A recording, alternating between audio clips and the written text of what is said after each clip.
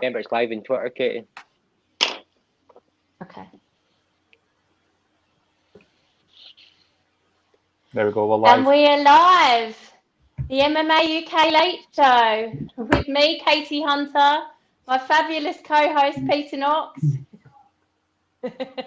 And this week we're joined by a special guest, Danny Posthill. Danny, thanks so much for joining us. No problem. It's an absolute pleasure. I'm a huge fan of MMA, so I've been looking forward to this. We're looking forward I don't to know why, having because we don't know shit about MMA. Peter, why don't you kick off by telling everyone about our fabulous sponsor? Yeah, MMA UK Late Show is sponsored by Fight Fuel. Fight Fuel is a supplement and clothing company founded by martial artists for martial art as an all-combat sport athlete. The aim of the company is to supply supplements and clothing of the highest standard to all fighters and warriors so they can train, perform, and win. So in other words, if you want to fight like Justin Gaethje, Conor McGregor, start taking this shit and kick some fucking ass. And I can finally announce that Fight Fuel want to do a big giveaway starting on the MMA UK network tomorrow. So they're going to give away £100 voucher to spend anything on the site. You can buy stuff like this, the protein, the shakers, the creatine, and stuff like that. There's loads of stuff to choose from, but with the MMA 15% discount code, which is MMA UK 15, it's basically £115 to spend on what you want, and it's going to be so bloody easy. All you need to do is like the Fight Fuel page. It'll be on the MMA UK page tomorrow night, and it's just simple as that, and somebody's going to win lots of goodies. Awesome. Looking forward to that. I'm going to have to get some of that, mate, because I might actually defeat me grappling dummy tomorrow if I take some. You know what I mean? So, Danny, great to have you on the show. I'm so excited to hear some of the MMA voices you can do, but obviously there's a load of inspiration at the moment. So many people are on the news every single day. I'm sure you've got some new ones that must be kicking about since we've last seen you. Oh, well, obviously, obviously from Britain's Got Talent, you know, when I was doing my McIntyres and everyone. And Michael was... I love that one. Your Michael McIntyre was your favourite one, obviously. And what I love about Michael is he was so joyous. He could give you the worst news ever, and it would just sound okay because it's from Michael, because he comes across as the funniest man and the nicest man ever. It's a nightmare. But then since then, obviously... you know, I've gotten into doing political people because obviously, you know, we've got Donald Trump, who is probably the most entertaining president America has ever had. And what I love about Donald is the fact that he's a huge fan of MMA. He's very good friends with Dana White, you know. And what I also love is you can tell that he is a huge sports fan because you can see when he's talking that he looks like he's really trying to squeeze a ball. Really trying to squeeze a ball. It goes from a beach ball and then it goes to a medicine ball, and you can tell that it's a medicine ball because he's trying his best to squeeze the medicine ball as hard as he can. And you can see by his face that he's really straining to squeeze the ball as he's trying to tell everybody in the press conference, you know. And what I also love is either that or he looks like he is constantly straining for a poo. I like Can I just say that he does. What, sorry? Can I just say you got the same hair as Donald Trump? At the same hair. This is probably his hair. Funnily enough, I've got two wigs. They're up there, actually. They're stored away because I do personalised videos for people. And I do a Boris and I do a Trump. Because obviously Boris Johnson, if you spin Donald Trump's hair out, you will eventually turn into Boris. And obviously Boris is somebody who has his arms independent of him. And he basically looks like the shittest darts player that I have ever seen in my entire life, you know. So obviously I do personal videos as them too. And I never really wanted to get into doing political people because I just thought it's not fun when you talk about politics, because all you see is two people having a massive argument in a pub, you know, over who votes for who. And I'm just like, oh, for God's sake. But the characters that have come out, I've just like, they've come at me like a steam train. And I just thought, well, I can't not do them. And obviously one of my favourite people I do at the moment that people love. No, she's my favourite. Is Diane Abbott. Because what I love about Diane Abbott is the fact that she constantly looks like she's looking into the air to find an answer that she will never get when she's trying to answer a question. And it is unbelievably embarrassing. But people love it when I do Diane on Twitter. It's got to the point like where I'm trying to do other voices. I'm trying to learn, you know, new voices, and people are just not interested. They just want to hear me do Diane Abbott all the time, you know, because that's my husband. We love doing impressions of her at home, bad ones, and that's my favourite that I've seen you do. Okay, well, should we all have a go at doing Diane Abbott then? Right, why don't so we'll start. Why don't we'll do a few, right? We'll do, obviously I've done Trump, I've done Boris, and I've done Diane, so there's only 3, and then we can maybe move on to some MMA people, right? So we'll start with Trump. I'll do a simple statement for you. You're shaking your head, not singing. Diane Abbott, who's she? She's a Labour woman. Yeah. Oh, you don't Labour Diane woman. Abbott? So always wears red. Oh, Peter knows who Nicola Sturgeon is. Is she the female version of Boris? They only know Nicola Sturgeon. Yeah, up here. You know what? We neck. Nicola Sturgeon, right, could be an MMA fighter. What I love about Nicola Sturgeon, right, is the fact that she looks like she is comfortable seeing a repeat a headbutt or something, right? And if headbutts were legal, Nicola Sturgeon would be UFC champion.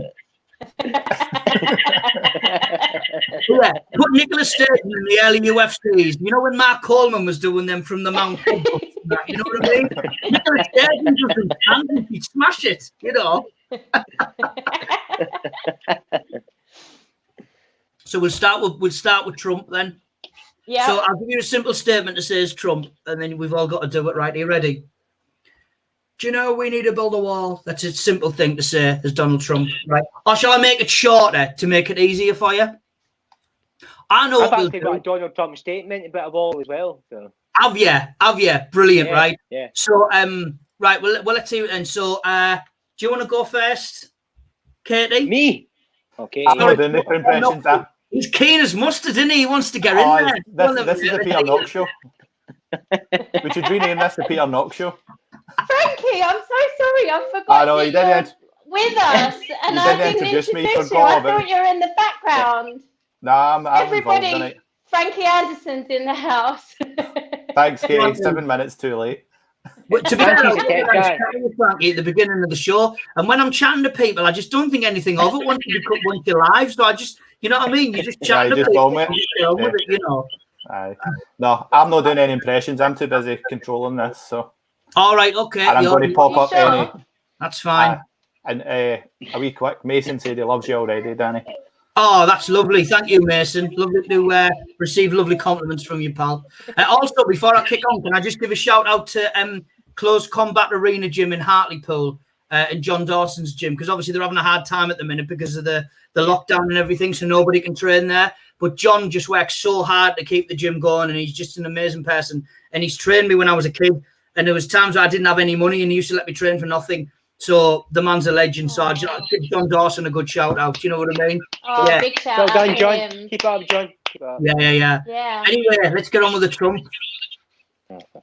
Right. Top Trumps. Who's first? Noxie, come on. Me? Right, okay. So, right, we were meant to be doing MMA impressions, right? So I'm just going to let everybody know that Danny sent me and Katie a voice message saying, look, you need to be able to do a Donald Trump one. So, the only thing I could think of. Why tell people we've had practice at being this bad? I've no had practice. I just came up with one thing and that was it. And I thought, right, we'll do it. So, Come on, let's then, try let's and do make it. it out of here. There you go, mate, Peter. Right, here we go. Right, so, I'm going to build a wall. A wall so big. A wall so big the Mexicans won't get in. But on the other side, the Americans can get ball out and play volley. Be the biggest game of volley in the world.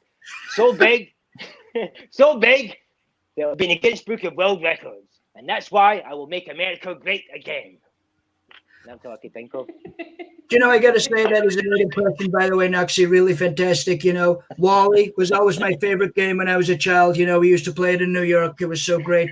We love a game of Wally. Let's make Wally great again. Well done, Noxie. Fantastic. We're going to move over now to Katie. Let's hear your Donald. Oh, God, okay. I'm going to build a wall. It's going to be huge. That was Scared of me. Did you know what I loved about that is the fact that you emphasized the wall, which is very important. Obviously, Noxie done material on the wall, which I thought was really clever and very comedic. However, what I loved what you did is the fact that you said huge. And I say huge quite a lot. So very well done for picking that up. That was so fantastic. Right now, before we move on, I want you both to say China. Oh, China. China. There we go. Right. I'll tell you what, should we move on to MMA ones, right? Who can we do? Start with Conor. I mean, the most famous voice of MMA, I suppose. Because what I love about Conor McGregor, you know, he's the man who you get the Conor who was the very, the man in the press conference who was talking about his fight and what he is going to do with his fight and you know, he's got a strategy and he's going to use his timing and precision to win the fight. And then you get the happy Conor, the happy Conor who sat there celebrating after the win, drinking his proper 12 whiskey, shut your fucking mouth. So what we'll do, right, is we'll pick a catchphrase that Conor McGregor says, right? Oh God, I haven't practiced Conor. We'll do your proper 12 whiskey, mate. Proper 12 whiskey. That's probably the easiest one to do, I think, if you're going to do Conor McGregor. So yeah, right. Come on then, Noxie. Let's hear yours. Proper 12 whiskey.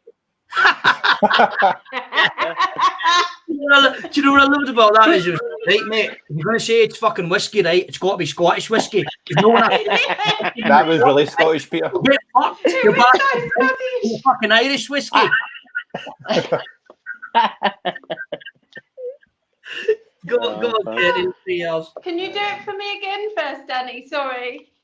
All I want you to do, Katie, is I want to repeat you what I'm going to say, which is proper 12 whiskey. Proper 12 whiskey. Yes, that's very good. I love that. Round of applause, Kate. Nice one. Who else? But the thing is, as well, there's because it's very rare that I do MMA impressions because I haven't really got an audience for it. But a lot of people say that I look like Dana White.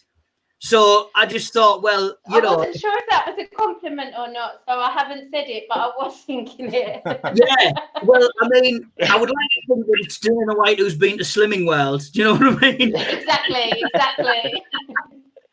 But you know what I find about Dana is the fact that, you know, he cannot go 20 seconds without saying the word Conor. You know, Conor is drummed into Dana's mind, and he cannot stop saying the word Conor.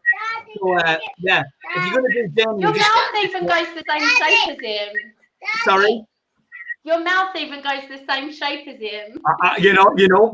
That's exactly what it is. You know, when you do Dana, he does this thing where his mouth goes wider when he's trying to think of something to say when he's getting interviewed, and he's getting like really thinking, what fuck? You know, is somebody going to try and screw me over here? You know, like when I got pissed off with Ariel Helwani and I sacked him, you know, because I just lost my fucking shit.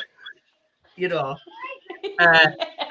But who else is MMA people? It's funny because we were talking about Khabib as well. And Khabib is one of my favorite fighters ever.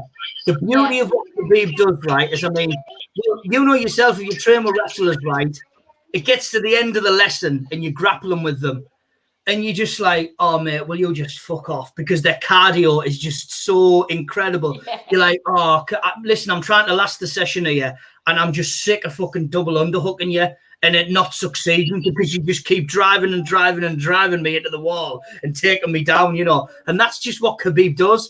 But when you listen to him talk, he is very much, you know, I am Khabib. I will fight anybody. I do not care who I fight. I'm very much, you know, anybody who can. I do not do any talking in the press conference, Conor. I will let you get drunk and drink your whiskey or whatever you are trying to sell. But I just want to go in and fight. And I do not give a fuck. And if you do not want to come, I will just go and fight a bear like I did when I was 8 years of age. Did you see that video, by the way? Khabib, when he wrestled that bear. I was just like... incredible, you know, but yeah, absolutely crazy. So okay, so I don't think I can do Dana for sure. Khabib, I've just got send location. Oh, you think? You know what? I looked at someone else does it, and it's something that I missed. I missed that. Send the location. That's it. Oh my god, that's brilliant. Let's see your pen location, Noxie. Me, all right, okay. No, hang on. Ireland, 6 million. Russia, 150 million. I want to fight your chicken. This is number 1 fight, and your chicken number 1 bullshit. That was actually better material than I had. So fair fucking really good. You can have it. The voice, I didn't have any material for it, so at least you've actually, wrote the stuff. So that was awesome. Who else have we got? MMA people. We got. I loved your Darren Till. Do you know what I love about Darren Till? Sometimes I'll do him, and I just turn into a general scouser. But what I find is with Darren Till is like he is the most confident lad ever. But he also looks like someone you can sit and have a pint with, have a right good session with him. Do you know what I mean? But at the same time, he's just game as fuck. That's what he is, Darren Till, isn't he? Do you know what I mean? He's just got the confidence of the lad. I remember when he first come out, and I was like, he's going to be the Liverpool's answer to Conor McGregor. And I just loved him. I will always love Darren Till. I just think he's great, because I don't think it's cockiness with him. I just think it's confidence, and I love that, So right, so we're all going to do Darren Till. Is that what you were? Is that what the deal was, Katie? We all do Darren Till. Well, I have practiced that one. It's still I hope not. I hope not. Right. Okay then. Okay. Dedicate. I'll put your full screen for us. Full screen. I don't give a fuck, mate. Very good. You got the bit. What's people from Liverpool do? So that was brilliant. It's funny because I was because I needed to recap how Khabib actually sounded before I come on here, and I was watching the guy who interviewed him was from Liverpool, funnily enough. And it was just so funny watching a Scouser interviewing Khabib. And I just thought, the poor bloke, Khabib must be sat there going, I do not understand whether this is English or not. Please, I am trying to get it right. But, please, you send me a man who is saying when he talk. I am very difficult to do this. No. Here's a request for you, Danny. Come on, then. Bisping. Can we see a Michael Bisping impression? Michael Bisping. What I find with Michael is he's not one of the best that I do, but he's from Clitheroe. And, he just doesn't stop talking. He's so passionate, when he's there and he's at the fights. And what I love about Michael is the fact that, when he is commentating on fights, he knows exactly what to do. And that's why we need more fighters, there for, when the fights are on to commentate, because they know exactly what's going on. And, the passion with Michael is great as well. And because he's from Clitheroe, the way he says his R's sometimes, I find it like really weird, because sometimes he says like an American thing, which could sound like guys, and then he says his R's like he's from Clitheroe. It's like, it confuses me sometimes, Michael Bisping's accent. So there we go. There was he's got that American. It's really mixed. Yeah, he's got American there. He's lived in America. His wife's Australian. His Yeah. dad is Cockney. His mum's Irish, I think. Yeah, they are. And it's mad because I watched the documentary on him. I thought he was brilliant in The Ultimate Fighter, that series when he was with he had a bit of heat with Matt Hamill, didn't he? And Matt was just going for it in training. And Bisping was just trying to, say to him, look, mate, we're fucking training. Calm down, you dickhead. And but the way I think someone from Clitheroe says dickhead, it's not offensive. You know what I mean? But I think when you're doing as a bystander, it's just like, but Michael, I love Michael. I just think he's great. And the fact that I'm trying to lip read that though. I know. Because obviously, and Matt Hamill's just done incredible, hasn't he? Because I've seen Matt Hamill fight and he's got to look over to his corner to, for the signers to tell him what to do. So people have a slight advantage over him. But, ever since I saw Matt Hamill fight, he's a freak of nature with regards to strength, But then, like I was talking about before with wrestlers, they're just, they're cardio machines, and they're just, the drive just doesn't, they're like a steam train coming at you. that's just never gonna. There's no stops on the steam train. They just keep going and going and going and driving, and that's probably why wrestlers have been so successful in MMA. You know. Yeah. Yeah. And Matt Hamill 100%. beat John Jones as well, didn't he? Oh yeah, we all remember that fight. I mean, do you know what with John Jones? I mean, John Jones, I think he's just such an awkward fighter, isn't he? No one's ever really come close to him. I mean, I watched Ovinson Prue fight. He was fighting against what's his name? Oh, he's the one this week. Yeah, just this weekend, just gone. Oh my god! And he's an absolute unit, isn't he? He's gone up to heavyweight. God, I can't remember. I couldn't count. I was only watching the fight earlier on, and you forget the names because you watch so many fights. But he's an absolute unit, this guy. And in Ovinson Prue, you know, he's on heavyweight now.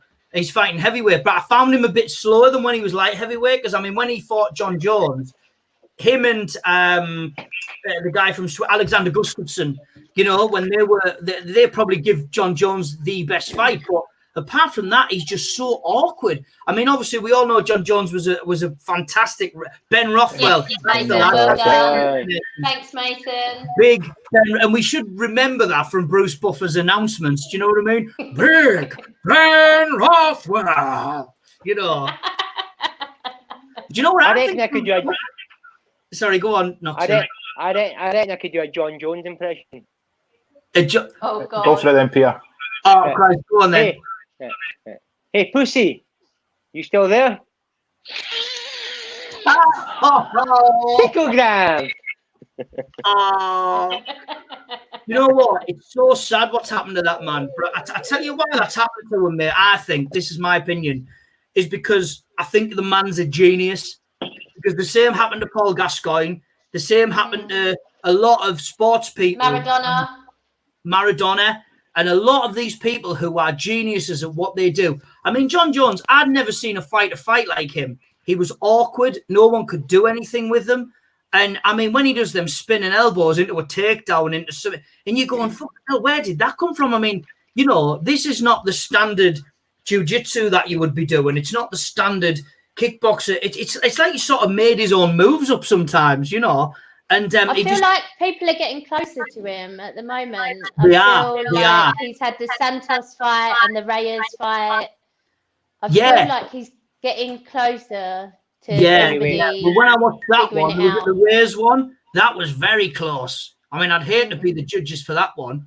But Santos hurt his leg, didn't he? I think he tore his ACL like in one of the early rounds of their fight, and he was having success up until then. So I would like to see that fight again as well. Yeah, I'd definitely love to see that fight again. But I mean, it's such a shame what happened in John's personal life. I mean, the person who I thought had a really good fight with him as well was Daniel Cormier. But Daniel Cormier just comes across as the most, because he's a great colour commentator as well, isn't he, Daniel Cormier? I just think he's great. And what I love about Daniel Cormier is he's not the standard, you know, action man looking guy like Ken Shamrock. I mean, fuck, have you seen Ken Shamrock now? He's like 55 and he's in better shape than... All natural. He's in better shape than anyone's ever been in, you know? But Daniel Cormier, and you go, it just looks like your dad would be at the sidelines of a football match, you know? But then you see the fight feel. Yeah, and you see him just lift someone and slam them, and you go, whoa, you know? There's a Mason with a comment. Do you think Jan Blachowicz would beat Jones? Do you think... I don't know. Like, Jan Blachowicz? Not that weight, no. Maybe Manoa beat Jan. Like, I know he's had some success recently, but I don't know. Who's that guy would beat Jones? Jan Blachowicz, Jan the Polish. He's a light heavyweight Polish. Who did he beat the last fight? Don't ask us, we don't know shit. You can't remember nothing. This is why we need Brian Lacey with us now. Do you know what I mean? He's an encyclopedia. Whenever I shout out who they're talking about. But as soon as it's you doing the podcast, you're like... I know, I'm on it, Pierre. He beat Corey Anderson the last fight. That's it, Corey Anderson. Rockhold, Jackery, and then Corey Anderson. Yes, that guy. Yes, I know what you mean now. The Polish guy, yeah. Yes, that would be a very good fight. I mean, I think John Jones at the minute. Well, I say at the minute because obviously we don't know when he's going to be fighting next. Because he was talking about going up to heavyweight, wasn't he? Mm. He's been talking about that the last week or two, yeah. Yeah, and that'd be really interesting. But I think the reason it's interesting is because when I watched some pro fight Ben Rothwell, it was like he was a lot slower than he normally is when he fights light heavyweight. But that's natural, that's genetics because of the fact that when you're lighter, you're obviously a lot quicker. But it'll be very interesting to see John Jones because they're on about him fighting Francis Ngannou, aren't they? Yeah. Yeah. What did you think of Ngannou's win? Oh, the man's a freak of nature with his fists, isn't he? I mean, how long has the man been training for? It's not even that long. I think it's like 5 or 6 years. Yeah, that's the thing. And you go and someone train 5 or 6 and just getting straight into it and just knocking people out left, right, and centre. It's mad because I think everyone has that friend on there who, they go out on a Saturday night and they've got a mate who's got a knockout left hand, but they've just never done anything with it. There's like a mate of mine, he's got this left hand and I've seen him with people. Not that I'm saying, fight when you go out drinking, but this is what he do. No, choke people because it doesn't leave bruises. Yeah, because you get away with it then and you're all right. Mm-hmm. And then when they wake up, you don't know what's going on. So then, they can't press charges. But my mate, and I've seen it happen, I was there. And and he's dropped someone and I thought, and I've said, why don't you come to the MMA gym? Because if you've got a left hand like that, if you've got grappling, it's a bonus. Because even you fight a good grappler, you catch someone, luckily, and you could catch a top guy. But Francis Ngannou seems to have that, thing about him where he can just drop people with, He's got no technique at all, though, has he? He was going in with his chin up in the air, and he was just flailing in. Like there were so many shots that didn't hit any part of him at all. Yeah. And then the one that landed wasn't even flush. It just clipped. Like when you've got that kind of power, you can get away with a lot. But I also see so many holes in his game where it's possible to beat him if you can just avoid that power. But it's such a big if. Yeah, and when he fought Miocic, I think that's when people sort of saw the holes in his game. Because Miocic obviously saw that. And I love the fact that he was using his takedowns. He was using things that, Ngannou is not as experienced at. Not that I'm saying he's not very good at that, but not as experienced. And it was actually a beautiful performance to watch what Miocic did. But I mean, Ngannou, I think he could, if Jones is not careful, he could easily catch Jones. But I would love to see that fight. And I think every fan would love to see that fight. Yeah. I just think against the very elite, like the Miocic against DC, even against, and Mason saying now, DC said he'd just taken Ngannou to the ground and keep him there. You still got to avoid the shots on the way in, but... Of course you have. But those three, I think, him, John Jones and Stipe, I see them all being able to figure him out and take him down, whereas everyone else, I think, is just... Well, I mean, the man's an NCAA. He's a legit, shit-hot wrestler. And he's training with the best, and he knows that. I mean, there was a point where he was training with Cain Velasquez, and they were... I think Cormier went down to light heavyweight because he probably didn't want to fight Cain, because obviously they had both titles in the same gym, which was it AKA? Well, Cain was keeping... AKA. Cain was the heavyweight champ. DC was... light heavyweight, and then you had Rockhold, who was staying at middleweight, just so that Cain could be the heavyweight of the gym. So it was a long time, and then obviously those injuries Cain never came back from.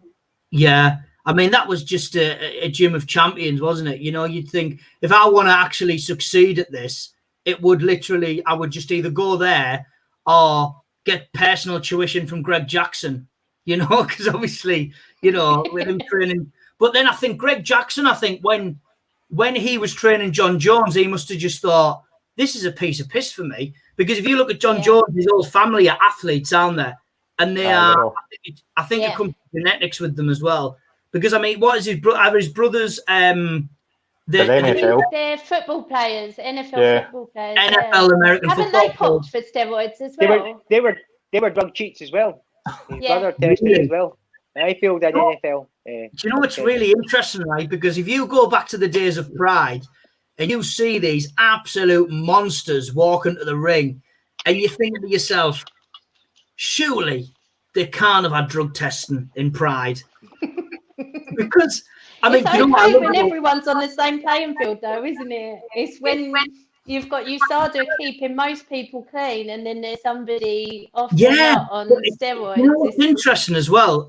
Obviously, Alistair Overeem fought last night, and I've got to say, I thought he was beat at the beginning. Yeah. At the first round, yeah. I thought he was he hit him, but Dan Magliata, right? I like him as a ref. He's very on it, and he knew. I mean, Overeem's experienced. He's been doing it a long time, and he knows when Overeem's going to go. And he could see that he was intelligently defending himself. But then the comeback that he made. But anyway, the point I'm getting at is a friend of mine told me this story, and whether it's legit or not, I don't know. Seems we're on the subject of drugs and Alistair Overeem. Robbie Brown, by the way, he's going to be an up and coming MMA fighter. He's doing really well at the minute, actually. And he's going to be, he's a great lad. And he told me the story, and he basically said apparently Alistair Overeem was injecting cows with steroids and then eating the meat of the cows. Is this true? I don't know. I think they would still get caught for that, but to be fair, because when Yeah, they would. yeah. But at least you could blame it on that, though. Yeah. Well, I'm sorry, but I had a steak earlier on. I haven't touched steroids. But I'm sure there was a big thing about that years ago in Holland about that. Yeah, it was Mexican, wasn't it? No, but in Holland as well, I'm sure it was a few football players get caught with that eating meat, and it must have been about 20 years ago or something. But I mean, they were sharing the same cow. Yeah, can you imagine? Yeah, the cow lasts 6 months or something. Do you know what I mean? Right, we'll do this one now, you know. But it does make me wonder, how people can get away with it. Because I do look at some fighters' physiques and I'm going, come on, mate, you're jacked. You know. Yoel at 42. Yoel Romero. I mean, God, he's a beast, the man, isn't he? Oh, we should have done an impression of him. So Chris Emmanuel did it last week, remember? Chris done it last week before he sang the song. I love you, bruh. Yeah, I listened to him again. But where's he from? Is he from Ecuador or something like that? Cuba, that's where he's from.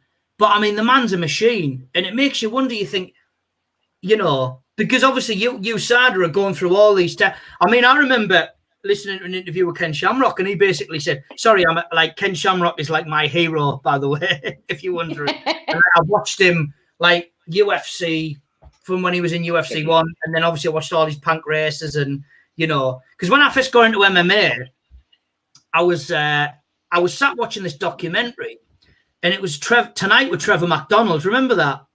Yeah. Right? Yeah. And they were like, we need to ban extreme fighting. So, and it was, and I remember the video, it was, because now I know it was Keith Hackney against Emmanuel Yarbrough from UFC 3, and he dropped him. And Trevor McDonald's is going, we need to ban this. And I'm going, don't ban it. This is brilliant. Like, I want to see this, So then I remember I was in my town centre, and I was in this place called the Entertainment Zone, which was like, used to sell all the, UFC, well, basically videos, wrestling videos, because I love me wrestling as well. And anyway, I saw it was UFC 3, Ultimate Fighting Championship. That's what I knew it as then. Ultimate Fighting Championship 3, the champion Hoist Gracie, the challenger Ken Shamrock, and I'm going, well, I know Ken Shamrock from the wrestling, and I know that he's a badass anyway. He's the most dangerous man in the world. The world's most dangerous man, yeah. So I was like, oh my God, I need to get this, and I saved my paper round money up to buy that, and I watched that, and obviously Hoist Gracie got he was injured when he fought chemo, so he couldn't go at the next round. And then Ken Shamrock won his 2 fights to get to the final, but he couldn't obviously, apparently had an injury. But then I watched the UFC 1, UFC 2, and then I just fell in love with it, But I mean, the rules back then were just scary, weren't they? Yeah. Some of them. Aye. Is there any of those you'd like to bring back? What you would like to bring back? I mean, Mark Coleman. No, are there any? Sorry? Are there any of those rules that you'd like to bring back? Not really, no. I mean, even Gerard Gordeau in UFC 1 broke the rules when there was no rules. That's how fucked up it was, right? Because he bit Hoyce Gracie, didn't he, in the final? Yeah. So there was no biting, no eye gouging, and no fish hooking, and that's all there was. And I've got to say, right, I'm glad they've obviously put it into weight classes and everything like that, because can you imagine? Because back then, you know, grapplers were basically, you know, they were onto a winner. Because if you're fighting, unless they caught you with a good punch or a good kick or a knee or an elbow, you were knackered really. But, you know, if you've got and took them down and you know grappling and they don't, you're onto a winner. Whereas now, everybody, soccer kicks to the head, yes. I mean, right? Vanderlei Silva, you know, there's some bloke and he's on the floor like this. You clearly know he's done. And Vanderlei's just going bang, bang, just waiting for the ref to just drag him off. And I'm just going, this is just incredible, you know. But rules-wise... And they could wear shoes back then. Yeah. Yeah, they had shoes on. I mean, what about when Pete Williams knocked out Mark Coleman with that round kick and he's got wrestling boots on? And I'm going, mate, you might as well put a pair of Doc Martens on before you get in the cage. You know what I mean? Who was the guy who came in with one boxing glove? Yeah. Oh, yeah. I don't understand that one boxing glove. Art Jimison. I mean, but it's funny because, like I say, I love me wrestling as well. And I watched a documentary on, it was the Brawl for All. Remember they done the Brawl for All at the WWF? Yeah. Well, no one really knew what the rules were, but you could do what you want. And I think it was mainly just boxing. And even Dan Severn fought in that, and he done the first round, and he was just like, fuck this. This could ruin my career. It could ruin my reputation. Because they take them down, and the ref is like, oh, we'll get back up then. And they're going, well, I've took him down. Shouldn't I be like trying to go for a submission? What are the rules here? Is it like, you know, no holds barred? Is it just boxing? You know, it was really... I tell you, one of the weirdest matches I ever seen was, and this is well before MMA, was remember when Antonio Inoki fought Muhammad Ali? I've seen the clips of that, yeah. that. The picture, I've seen that. Aye, the Japanese. Aye. Yeah, that was mental. It was just like, what's going on here? Because Antonio Inoki just kept going on his back and kicking Muhammad Ali in the legs, and I'm going, Antonio Inoki like could easily shoot on someone. He was a legit wrestler, you know? And I was like, you could have just took him down and armbarred him like Billy Gunn. Yes. Bart Gunn, sorry. Yeah. Bart Gunn, Brawl for All. Yeah. But that was, But that's the reason I got into MMA, really. But yeah, where I'm getting... When did you start training, Danny? Sorry? When did you start training? Well, I started doing judo when I was about 13, 14. And then I got into... Then someone says to us, oh, there's an MMA class, which is John Dawson, who I give a shout out to. Yeah. And I started training with him, and he got me doing a couple of kickboxing tournaments and this, that, and the other. And that was fun. But I do remember the first day I went to the gym, and it was downstairs, and it was like a pit. Do you know what I mean? It was like scary shit when you walked in there. And I told John, I was like, oh, yeah, I do judo. You know what I mean? Thinking that, oh, I know grappling, so if anyone does kickboxing here, I'll just take them down. But I was like an orange belt or something, you know. And anyway, I went in, and they're very good friends of mine now, Ricky and Marty Mackay. They were like, all right, okay, let's grapple. I was like, oh, yeah, nice one. And they choked me. I had my gi on as well, thinking I was Hoyce Gracie. They were pulling the gi over my head. Literally, like, I look like Cartman from South Park. Do you know what I mean? Like, the gi was over my head like this. Do you know what I mean? And they were just choking me, just dragging me around the gym. And I'm going... And anyway, I had that session with them, and I was like, I've got a lot to learn here, haven't I, lads? They were like, yeah. and then John said to me, like, he said, well, do you know how I learned? Because, I mean, John's a 5th degree in Taekwondo. And he said he was doing all of his spin kicks and that. And he got to meet this jiu-jitsu guy, and he took him down, swept him, armbarred him, all this stuff. And he just said that I had to learn very quickly. And I learned a lot through training with them guys. They used to beat me up a lot, but I sort of learned. And I was doing judo as well. I'd done karate, but I didn't do that for a long time because I just wasn't getting to reality with it. I was thinking, well, how is this going to help me in a, you know, real situation? But I was training at John's, and then I was training in Stockton, which is up the road from where I live. I was going to that MMA gym, and I was obviously doing judo and doing all that. And then I've done a couple of competitions. I've done it sounds really good. It was the British Championships for Jiu-Jitsu. Yeah. But my category had 3 people in it. And I got a silver medal. So I beat the first guy. Well, that's better than I've ever done in a jiu-jitsu competition. I've got silver, but only when there've been 2 people in the division. Now, all the guys now, I mean, everyone's so skillful, aren't they? But not many people were doing jiu-jitsu then, you know. So you look at it now, and I turn up now, they're just bloody, you know, they just absolutely school me. Because I train now and again, and the guys are training for fights and stuff. And I think now it's the fitness, because I'll train like once every other month. But I suppose now I'm more of a geek to it. I'm like this like psychotic super fan of it now, as opposed to, you know, turning up at the gym and wanting to be good at it. Now, funnily enough, because I don't compete anymore, well, I was never really at a high level anyway. But I had an amateur fight and I lost that on split decision. And then I lost to a guy called Dave Metcalf, I think he'd had 9 fights and he'd won 9, but my coach didn't know, and he just shot me in with them. And I remember, like, the only thing I had against him was a right hand, and I thought, if this doesn't hit him, I'm fucked. And it didn't, and he just took me down, and he literally elbowed me in the face about 6 times, and the ref had to stop it. Was it a pro fight? Well, yeah, but it wasn't commissioned. It wasn't like it was my gym basically got a venue, and they were like, "Oh, we've got some fights coming up," and it was literally like, you know, and so I didn't know anything about this lad. And at the time, I thought I was doing well. I was going, oh, you know, I'm fucking, my leg kicks are good. I was hitting the bag and thought I was Rocky, you know. And I'd, you know, just lost a split decision against a 22-year-old. I mean, I was 16 at the time. I mean, is that like legal? Are you allowed to fight when you're 16? I mean, you're allowed to fight amateur rules, but it's like it Yeah, definitely doesn't involve elbows. I mean, if someone elbows you in the face, like, you know, 6 times, I don't think it's amateur rules. No, I definitely don't think that IMAF will be introducing that in the next tournament for sure. But you know what? It learned me a lot through doing that, because I've got so much respect for MMA fighters.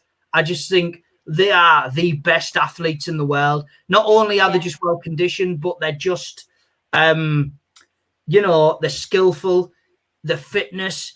Just there's so many things, there's so many boxes to tick in order to be good at MMA. And my hat just goes off to anybody who makes a living doing it, you know. But I remember I mean, John done a show once. It was upstairs at the gym.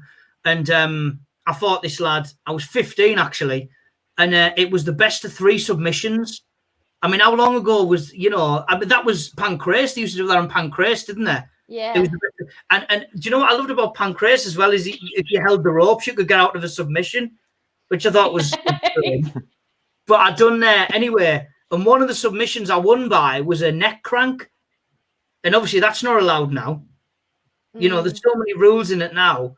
But no, like I say, I love it. And you know, I really support my mates who are trying to get there. Like Robbie Brown, I'll really push him. Because one thing he's got that I never had was the gameness of it all. You know, I've never been a born fighter. Was he fighting up at On Top in February up in Paisley? Sorry? Was he fighting up here in February? I think he fought up here On Top in Glasgow. Who, Robbie? Yeah. I'm sure we interviewed him at the end after his fight. Did you? I think so, yeah. All I remember is Robbie Brown's last fight is, this is quite a funny story, this. He was getting ready and he was in the wrong place. And obviously he's not got a stitch on. He thought it was a changing room. The wrong venue? No, he was in the wrong changing, like you're wrong. Oh. Obviously, you know, things like curtained off for fighters to get changed in venues. So he's took his stuff off and he's completely naked, obviously getting into his other stuff. And a load of these girls saw him and he's, you know, he's a very lucky man in that respect. And the girls saw that. And apparently, so the guy who interviewed him says, "Oh, apparently you've got a big cock, mate." He's like, "That's it. Yeah, that was him. Yeah, about me winning me fight, mate. Come on, you know." That's the guy. Remember? MMA interview. Yeah, wasn't there? He had a big, massive cup. That's how I remember him. Aye, that's the one. Aye, he was up here in February. Was it on top? Yeah, he's a lovely lad, Robbie. We've become really good friends. He was funny. Yeah. He's That's a great exactly guy. the kind of hard-hitting journalism I would expect from us. So. Well, there you go. Because I couldn't care. I texted him before coming here, and I said, so I'll give you a mention because obviously he's a mate, and I'm a fan of what he does, and I respect what he does because of the fact that it's something that I sort of failed at, really. I would say it failed because he's got a big cock. Yeah, he's a big cup. We don't know if he's a big cock. He definitely had a big cup. He's doing MMA, so. So yeah, I respect. That's why I respect him so much because of what he's doing and what he's trying to do. And I know about you've got to have so many fights, and before you can even start earning money, and to take all them blows to the head and to do what they're doing. Well, and for example, this week, Danny, we saw like 3 of the grossest injuries that we've seen for some time. We saw that horrendous shin injury where you could see right down to the bone. Benitez, I think that was on Wednesday. I'm losing track of what day these fights were. How rank was that? Oh, it was like someone, right? Do you know what I thought was so funny with that? Is someone might as well have shot him in the leg. That's what it looked. It looked like a bullet wound, didn't it? Yeah. And his coach said, "Keep kicking." Keep kicking. What? Like, how tough do you have to be? I mean, even Thai boxers in Thailand who boot trees for a living probably were going, even I wouldn't kick on this one if me coach told me to kick. Meatball. Well, talking of nasty injuries, do you remember Meatball's injury from UFC London last year where she fractured her orbital? She split her tear duct in half. She was literally crying blood. And I bet she just stood there as if nothing happened. Like, right, I'm going to go back. The doctor's going to look at me. I mean, I dislocated my shoulder 6 weeks ago training, and because I don't train very often. And I was doing quite well, actually. I got a couple of takedowns with the lad. And anyway, he had me he's got his underhooks in. He had me in a belly-to-belly. And I was like, shit, the only way I'm going to get you here is if I put me onto it. I was a bit heavier than him. And then he spun round, and as he spun round, his elbow went into the mat, and my shoulder just went pop, and I screamed like a bitch. And then I watch UFC fighters, and it happens to them. They're just like, "Yeah, my arm's hanging off. Do you want me to stand here for the announcement over who's won?" You know what I mean? He's me going, "Oh, like a fanny," So that's probably the reason I could never have done it. I was never a sort of. I think it's in you, isn't it, to fight? Yeah, I got a splinter once and I cried all night. Oh, yeah, mate, splinters and paper cuts. There's nothing worse, Yeah, I got one right under my nail.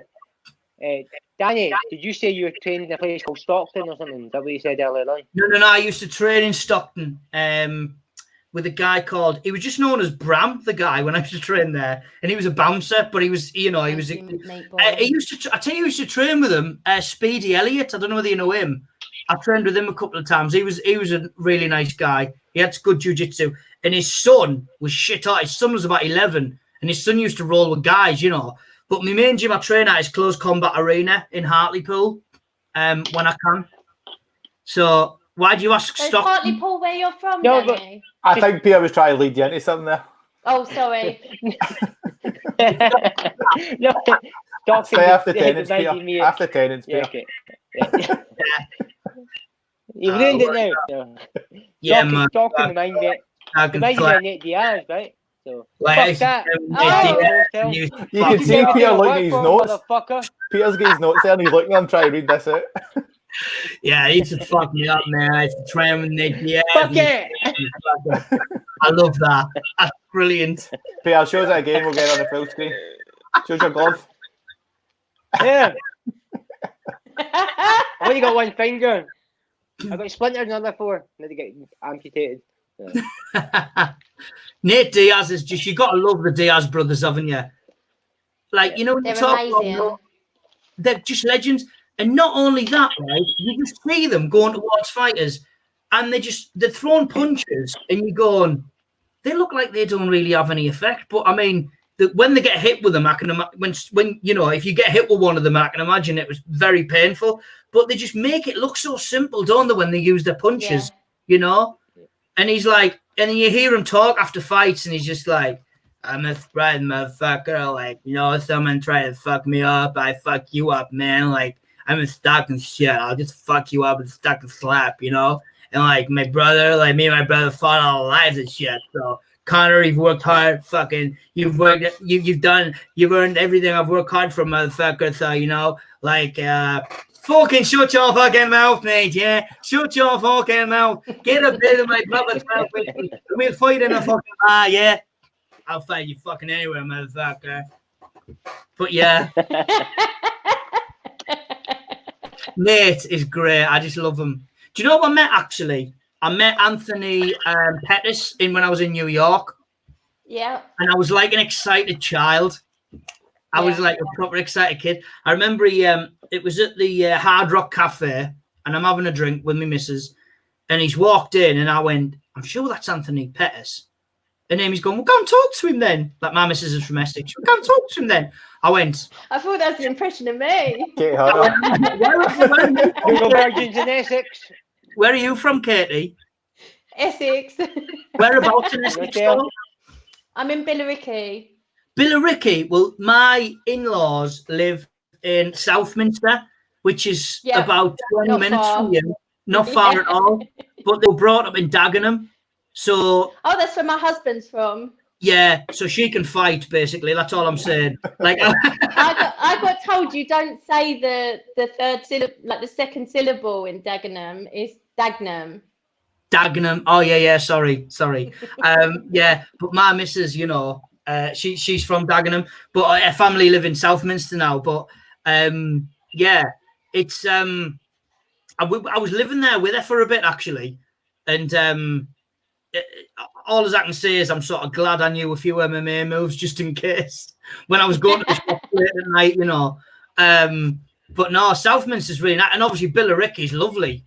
I mean, like, one of my comedy heroes lives there, Lee Evans.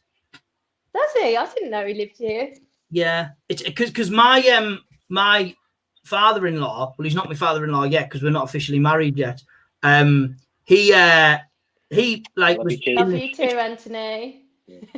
All right, Anthony, cheers, mate. He looks like a badass, doesn't he? He is a badass. That's why I said I love you, no, fuck you. Yeah. Let's just get a picture of Pretty boy. Like somebody up. Yeah. Anthony, pretty boy. He was supposed to fight in Cage Warriors, but obviously it got cancelled. So shout out to Anthony. He's American. But he was going to be fighting at Cage Warriors Birmingham. Yeah, because I was meant to be at that show, actually. Because my friend, like Robbie's, a couple of lads who train at Robbie's gym were meant to be fighting at that show. Was it in March? Was it? Yeah. Oh no, that show actually happened. April. Yeah, sorry, that was the London one. He's coming back in October. Oh, there he said. He's coming back in October. I'll look out for you, Anthony, mate. I'll look out for you. First April 18th is the original. That's it, in Birmingham. Ah, right. Sorry, the Birmingham one. I was going to go to one at the O2, but no, I'll look out for Anthony. I think we need to remind him it's still not Dana White, just in case he thinks Dana White on the show. But yeah, what was I getting at then? Anthony Pettis. Anthony Pettis. Yes, Anthony Pettis, right? So anyway, it was in this bar in New York, and I was like, oh my God, I was just so nervous. I knocked my cocktail back because Amy was like, Danny, you've met like loads of famous people. Like, you've had banter with Billy Connolly. You've met Billy Connolly and had banter with Billy Connolly, and he's your hero. Do you know what I mean? And you're nervous about meeting this guy. I'm like, yeah, because I have so much respect for MMA fighters and what they do. And anyway, he was there and he was with his missus. And I went up to him, I says, excuse me. I said, are you Anthony Pettis? He went, yeah. I said, I thought you were. I said, listen, I'm so sorry to bother you because you probably hear it all the time. I said, but would it be possible to get a photograph? And he looked at me and he was like, yeah, no problem. And I went to shake his hand and then he went like that. And I went, I just want to shake your hand, mate. I don't want to fist you. Do you know what I mean? And luckily he took it as a joke. So can you imagine if that had backfired? Anyway, I got a photo with him and he was just a really, really nice guy, and I was delighted about that, you know. So there's not really many top end guys who I've really met. However, Tony Ferguson follows me on Twitter, which I was delighted about. No way. Yeah. That's amazing. I was like, how would he know about me? Because I don't really do many MMA people. Well, I don't publicize them, you know. But oh my God, that's like bucket list stuff. Yeah. Well, I've got some TVX bitches following me on Twitter. Sorry? Who? No, that fantasy TV bitches. That was all following me on Twitter. Aye. Because you follow them. But Danny, have you seen that video with Anthony Pettis with his brother Sergio where they do the spinning back kicks and knock the can off the head? Have you seen that one? Oh, yeah. Yeah. So Sergio kicks the can off Anthony's head, and when Anthony does it, he kicks him in the balls. Yeah, I saw that one. Yeah. That was really Big brother funny. shit. Yeah. Well, that's the thing, you know, like with firstly, if you're a fighter, and firstly, if you're brothers, you know, you fight every Saturday night when you go and stay at your grandma's house, you know, because that's what you do, don't you? Brothers, cousins, fucking Royal Rumble, isn't it? When you stay at your nana's house on a weekend when you're a kid. So that's what they'll have been brought up with. So, you know, for them to do that on each other, that's just brilliant. And yeah, they just seem like, you know, they come across as like really nice guys. But yeah. So going back to Tony Ferguson, Danny, what did you think of his fight against Gaethje? I think the man is not human, if I'm honest with you. Because he was like the Terminator. Oh, you know what? You know when you watch someone take a punch, like even if someone goes to you when you're out, they'll do that to you and you go, like you'll flinch a little bit or you'll move back. Tony Ferguson was just like, doom, doom, doom. Like he was eating them like Burger King burgers or something. Do you know what I mean? They were just like, I just don't know how he was taking those punches and not showing any affection in his face. You know, it was really scary. And I actually had Tony to win that fight because I was hoping he would. Well, not only is he unpredictable, he's really effective from his back. So that's why I just thought, you know, he's definitely got this. But Gaethje, wow, just what a performance he put on. It was really, really frighteningly good. And I think he surprised a lot of people, probably especially Conor McGregor, because did McGregor beat him? Or was it Dustin Poirier? Dustin Poirier. Yeah, he hasn't fought Justin. Yeah, but, a lot of people put it down to Tony's coaching. He's coached by Eddie Bravo, and he got some bad advice between rounds of good boxing and stuff. Did you see Eddie on Joe Rogan today though, Peter? It was so interesting. He was saying exactly what happened and why he gave that coaching advice and stuff. And basically, he said, I was never supposed to be like the head coach or anything like that. I was there for moral support, emotional support. Like the first round, I thought it was close. I said, yeah, you're looking great. And then he said his striking coach then said to it, or his head coach said to him, like, go in to the cage. And he was never supposed to do that. And he said he also had his glasses stolen from his car the week before. So it's only when he got in the cage that he saw how cut up Tony's face was. And he thought, this isn't my place to be giving you advice. And I don't actually know what to tell you right now. And part of me is thinking, if I tell you to go for a takedown and you eat a knee, like that's going to be even worse. And that's where he just said Eminari roll. And he was like, I just melted. I should never have been in that position. I'm not a head coach. It did sound like he shouldn't have been in that position, to be fair. I mean, to be no, it did. Yeah, no, I know. I mean, if I was ever in a fight and I had Eddie Bravo telling me what to do, I'd probably feel a lot safer than I'd normally would, if I'm honest with you. I mean, the man's a fucking genius, isn't he, with jiu-jitsu? So, but I guess he was there in case it went to the ground, but it was unlikely to go to the ground in that particular fight. I didn't think at any stage Justin would use his wrestling. No, I mean, these are two guys who like to bang, but I mean, you know, with Ferguson, I think he's difficult to just get your, you know, your standard boxing techniques in there which is basically what Gaethje was doing, but it was just so sharp and so effective the way he did it. Because I think, Ferguson is just so awkward to fight against. It's like John Jones, I suppose, as well, and the way he done it was just beautiful. It was just great to watch, Yeah. What do you think of Justin versus Khabib? Okay. Justin versus Khabib. Yeah, I think Tony Ferguson versus Khabib would still... I think Ferguson's still got a better chance of beating Khabib than Justin. Do you know what? I thought that. Do you know it's funny, right? Because I was watching Joe Rogan. Well, listen, we all love Joe Rogan. He's just a legend, isn't he? I love it when Joe gets like, what's his name? Joey Diaz on his show. Yeah. And Joey Diaz has always got some shocking story about his drug use years ago or something like that. And Joe Rogan always just does this. The way he says fuck, he lengthens his word when he says, he goes, fuck, like that. Every time someone tells him a shocking story. But yeah, I love Joe Rogan. And Joe Rogan basically said that, with MMA, the beauty of MMA is I could beat you. He could, what does he say? He said, I could beat you. You could beat him, but he could beat me. And that's the scenario with Tony Ferguson and Gaethje and Khabib, because I think Khabib would have a better chance against Gaethje. I think because I think Gaethje would have to fight off his back, because you know what Khabib's going to do, but there seems to be nothing you can do about it. You can't stop him. Yeah. But with regards to Tony Ferguson, can be so effective off his back.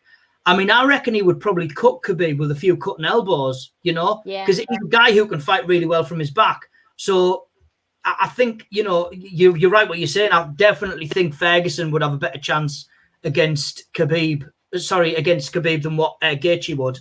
Yeah. But you ready to wrap things up there, Kate?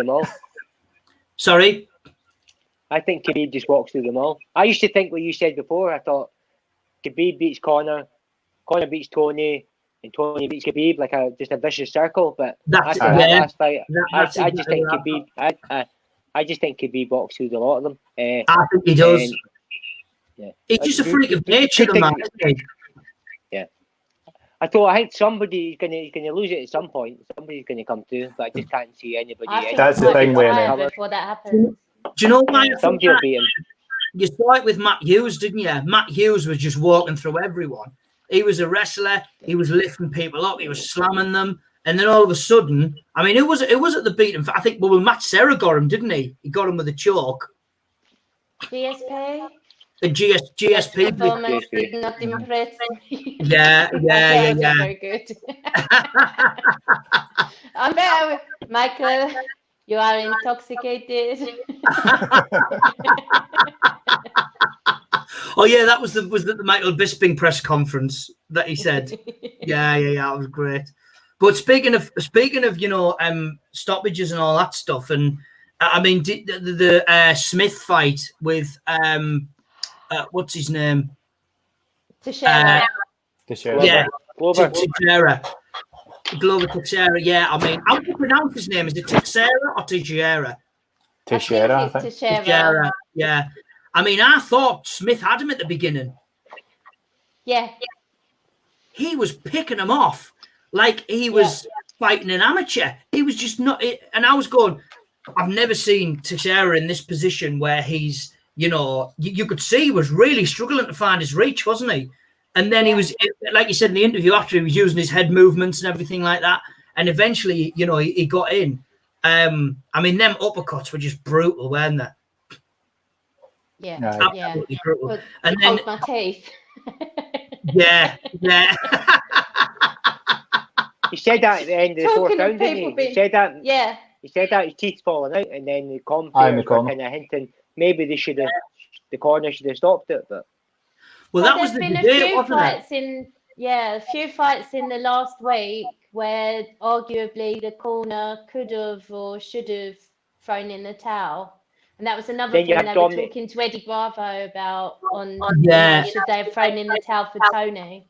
Yeah. And then you got Dominic Cruz who said his fight was stopped earlier, remember? But you see, I thought that was an early stoppage with Cruz, if I'm honest with you. Did you? Yeah, I did. I feel like you can argue it either way. I thought last night's was a bit late as well, the main event. Which one? Overeem versus Harris. I think they could have stopped that earlier as well. You know what's funny about that? Danny, you said earlier on that Dan was a good referee, and you said he let it go on. I think the referee was in the wrong position. He was behind it and not the side on. If he was side on, I reckon he would have stopped the fight, and Harris would have won it. I think he was in the wrong position. I think because Overeem is so experienced and he's seen him in that position before. I mean, I think this is the relationship that referees have with fighters. They see, their experience and they see what positions they've been in and, how they've managed to battle through them situations. So I think Dan Magliata knew that. And then when it come to the, obviously when roles were reversed and I think what it was, Overeem was just on top of him and he was laid on his front and he was just reeling punches down. And I mean, God, this is a man who eats roided up cows. You know what I mean? If a man who was eating roided up cows body shotted me, I would be crying and I would go home. Do you know what I mean? So yeah. it was a sort of one of them, but I think he was finished, if I'm honest with you. I think he was finished. And obviously he managed to carry on and battle through it, But going back to the Anthony Smith fight, I think it was definitely the corner man, because I thought that ref was really good. There was a few times when the fight was happening and I thought, is he going to stop this? I was questioning whether he was going to stop it, because there's a massive thing, isn't there, about the safety of fighters now? Because obviously I've been thinking about, later on in life with the head injuries and everything like that. But I thought the ref done right to let it go. But I think it must have been after the third round. You could see Smith's corner were thinking. You could see they were indecisive about it. Do you think that it's easy to criticise as well? Are scared of falling out with the fighters? Like, and like for example, Deontay Wilder, like who threw in the towel there? They're sacked. They're never working with me again. Do you think? They sacked him, didn't they? Yeah. Do you think corners are Peter? Do you think corners are scared of what the fighter is gonna say to them afterwards? I don't think they are. I think they do what's right for the fighter if they know They well. should The do Wilder that, one, yeah. the Wilder one, I think, is just an excuse. They're just looking for some kind of excuse to make it look like he didn't and also fairly, but. Yeah, and also as well, I think fighters can get on a winning streak, and their corner guys can get really above their station about it. I mean, the prime example of that was Ronda Rousey striking. God, Edmund. Yeah, and head movement. She'd box Mayweather. I'm going, what? McGregor couldn't box Mayweather. Do you know what I mean? It's a different game. Yeah. Shut up. But it was, and I think what happens is sometimes it can get in fighters' heads. Yeah. Indeed, there's Overeem's case. We have a Chinese. That's Overeem's takeaway. Look at that. Beef chow mein. I reckon Khabib would be able to quadruple leg take down that cow as well. Yeah, why not? So should we've been on for an hour and 8 minutes. Should we do a few more impressions before we go? Or can we do the Boris one? We've not done Boris, have we? I have not done Boris yet. Will you teach us, Danny, before we get let loose? What I generally find with Boris is the fact that what he will do when somebody asks him a question, he will repeat their name.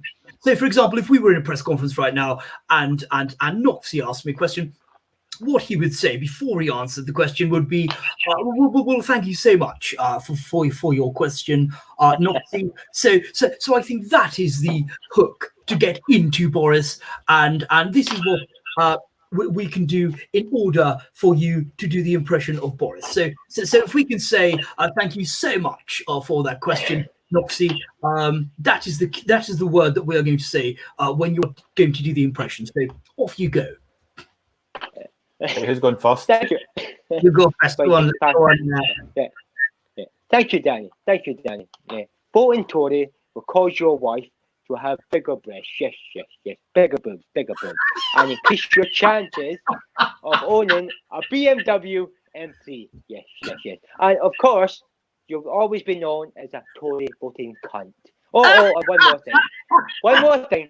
Stay alert, because you don't know where the virus is. It could be right behind you right now. Thank you.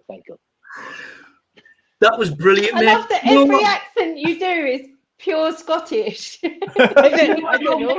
I need to watch it. When you were saying about give your wife bigger breasts, right?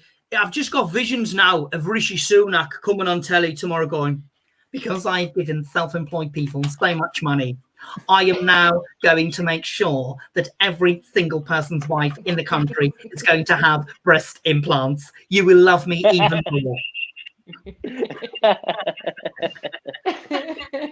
Go on then, let's hear your Boris, Katie. Come on, Katie. Come on. Oh, thank you, Peter. That was a great question. And I feel that we can really move on from here and we can stay alert and move forward to the next stage. Okay, that's your best one yet. And I've got to say, Katie, Thank you. Why don't you give Boris a go? No, I'm not doing Boris. I'm not doing any. I'm not doing any. I've not been practicing. I've not been practicing. I feel sorry for Danny. I've got to say, Katie, one thing that I'm very, very jealous of is the fact that there is a photo behind you with you and Nate Diaz. And it makes me wonder what would happen if Boris actually did meet Nate Diaz. And I reckon it would probably go over, hello, Nate, I am Boris Johnson. I am the Prime Minister of the United Kingdom. I really can get fuck you, motherfucker. I'll just say fuck you, man.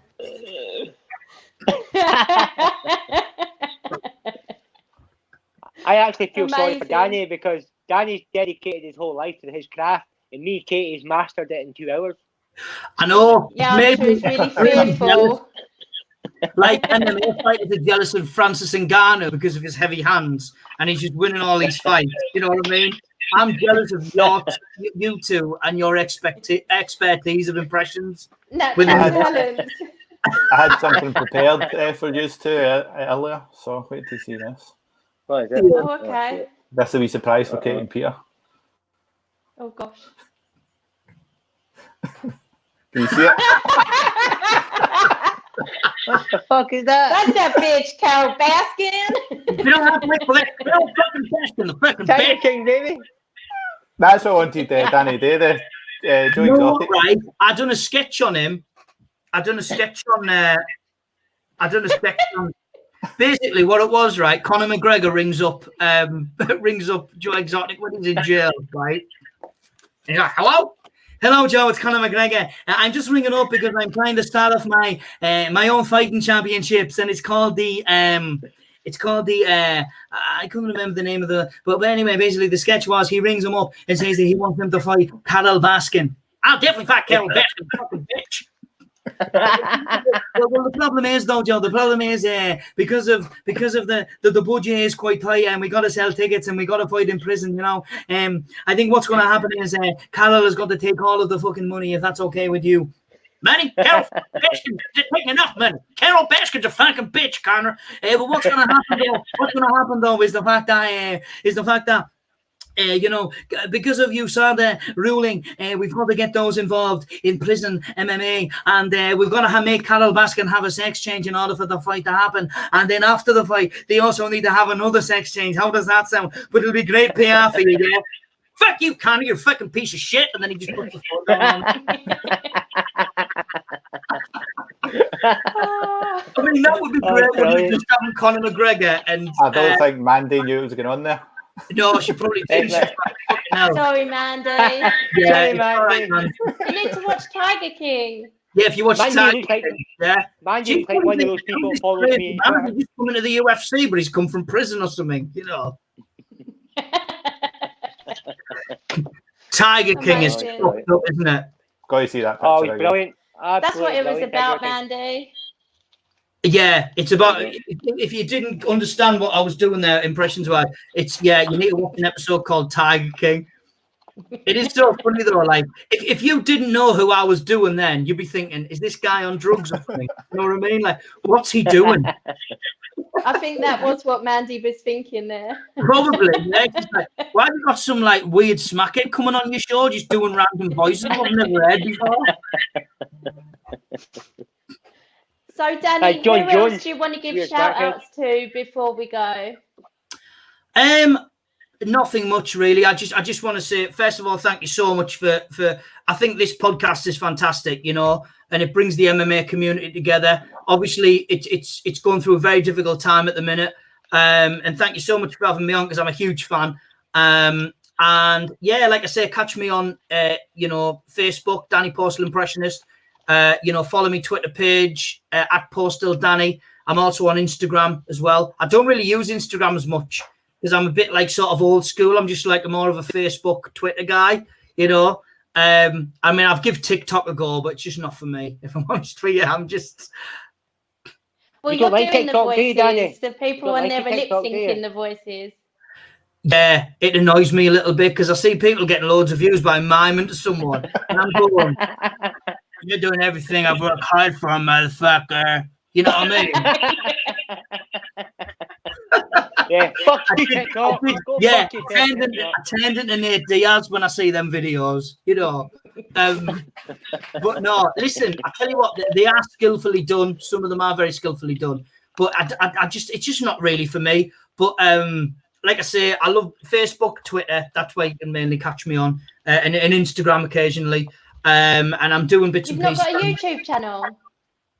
No, well, my YouTube stuff goes through Joke Pit. I do a lot through Joke Pit. So that's where you'll see a lot of the sketches.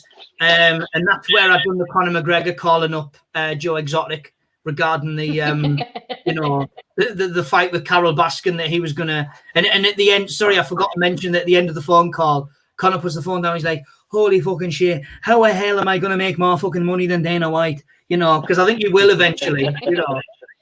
Oh, definitely. Well, I want to say to everyone that tonight has been live on Facebook and Twitter, but you can also follow our YouTube channel. We are MMA UK. We'd love to get more subscribers. We're working hard for them. Peter, anybody you'd like to shout out before we go? Maybe our fabulous sponsor? Yeah, thank you to Fight Fuel for sponsoring us, and obviously that competition starts tomorrow. Also, tonight was the first time we went live on Twitter, so we'll have a look at tomorrow, how well we've done. I also like to say next week we've got a special show. I hope I've not got this mixed up for the week after, but I think we've got Jamie McDonald. Is that right, Katie? That's the one. Jamie and, Yeah. Jamie and Glenn Williams. Right, so these two are bad guys. They're big bad motherfuckers. They've even fought each other once. So the challenge next week, I know they want to down a pint, which we've done before, but they also want to try and break a world record. We're going to try and break the world record for eating the most Jaffa cakes in a minute. I think the world record is 17, something like that. Is that right, Frankie? Yeah. 17. 17, so yeah. we're going to, live on Facebook and Twitter, we're going to attempt to break a world record. Danny, how many Jaffa cakes can you eat in a minute? 8 in a minute? Yeah. I don't know. At the minute, because my food intake is really high, I reckon I'd probably do quite well. Well, you tune in next week, Danny, and you can maybe do it at home, film yourself and send it in if you can beat 17, because that's the world record. 17? 17. It's hard. One at a time, Danny. My MMA career. I thought I was all right until I turned up and someone kicked me ass.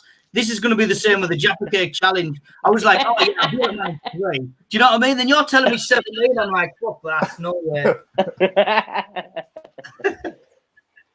Frankie, anybody else we should be shouting out, or any final comments from you?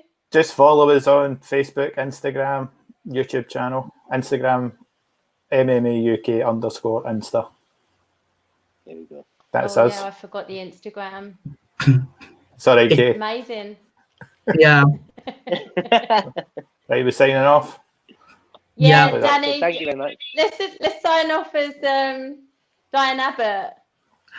Okay, what I love is the fact that the show has lasted for 1 week, 19 days, and 12 months. And I've had so much fun about the fact that we have Noxie looking at me, still not knowing who Diane Abbott is. But and this is where Uma comes from. So thank you so much for having me. Oh, Thanks for thank you coming so on, Danny. much. It's been amazing. Thank you so much. It's been a pleasure. Frankie Anderson, Peter Knox, Danny Posthill, and goodbye from me, Katie Hunter.